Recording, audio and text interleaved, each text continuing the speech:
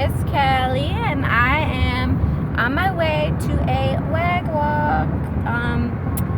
For those of you who didn't see in my list of videos, you will find a WAG app intro. If you don't know what WAG is, check it out. I'll also put a link in the description below. So yeah, that's fun. What I wanted to talk about a little bit further is abuse and how abuse is passed down from generation to generation. Okay? So this can happen numerous ways. Let's start with the most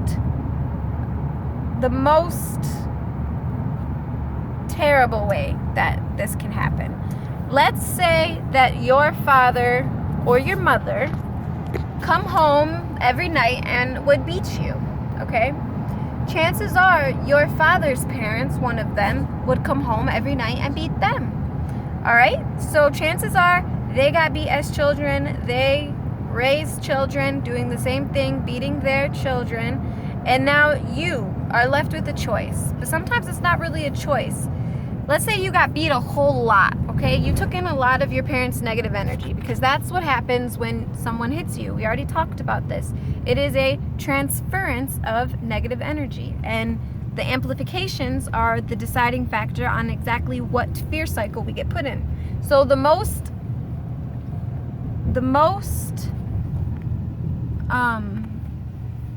damaging one, look at the sunset right behind me. I wish you guys could see what I see, but you can't. But that's okay. So the most damaging one is the perpetrator cycle, okay? This is when you take in negative energy and then you release that negative energy in the same way that you took it in. So you were raised being beat, and then you grow up to start beating whether it's your wife or your children. You do the same thing that was done to you. You don't break the cycle, you just continue the cycle. Now your child or your wife, we'll talk about the children. The children have to decide, okay, depending on how much negative energy you transfer to your child is going to determine whether he continues that cycle of beating his children and his family, or if he stops with you. And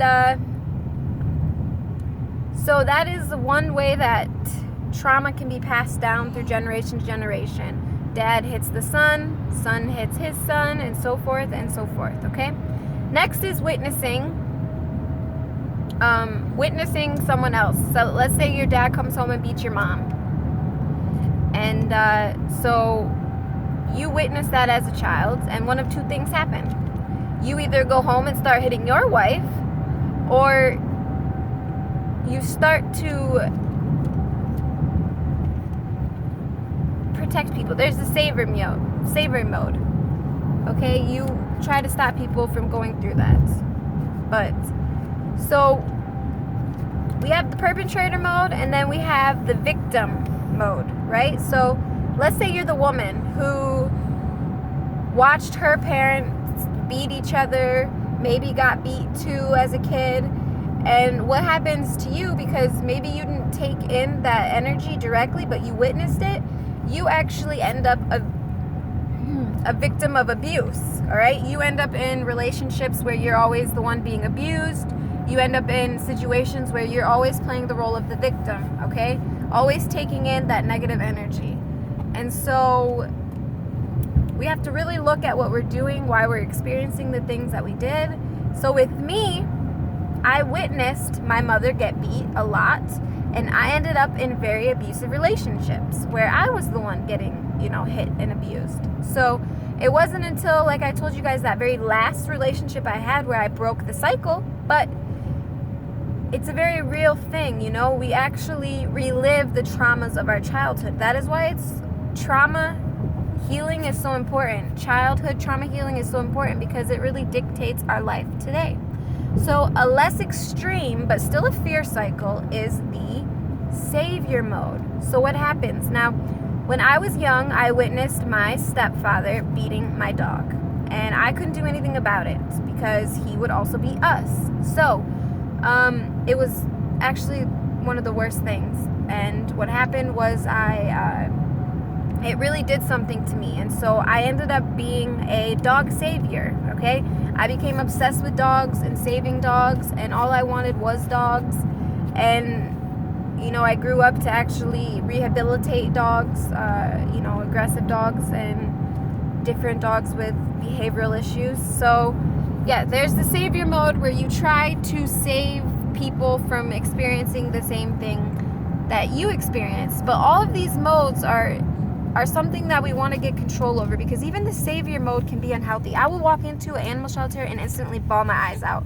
I couldn't handle dogs being hurt. I really couldn't, because of the childhood trauma that I had. So,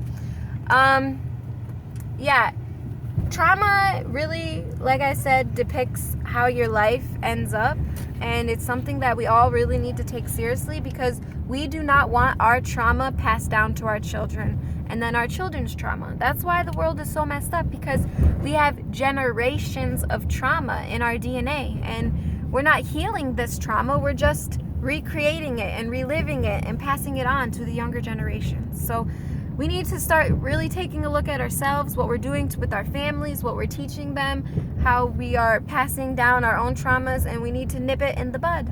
And we need to really start the journey of inner healing, okay? We need to start the journey of releasing all of this emotion that we have taken in these traumas, and really, really start to heal. And the best way to do this is to come together, all right? Healing doesn't always have to be on our own. It's a good way. The healing has to come from within. But if you're serious about healing, if you're serious about really digging deep within yourself, you will find someone that will be able to help you. You will find someone that will be able to guide you, okay? It's true that the seeker finds what they are seeking. So if you're looking for that, that is exactly what you find.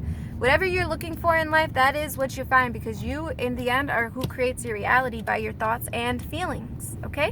So, with that said, you guys, I have arrived at my dog's house that I get to walk.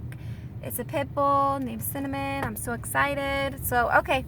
Anyhow, you guys have a wonderful night. And again, thanks for tuning in. Thanks for watching my videos. Thank you for subscribing. With that said, don't forget to like, don't forget to comment and share. And last but not least, subscribe. All right, you guys, I'm out.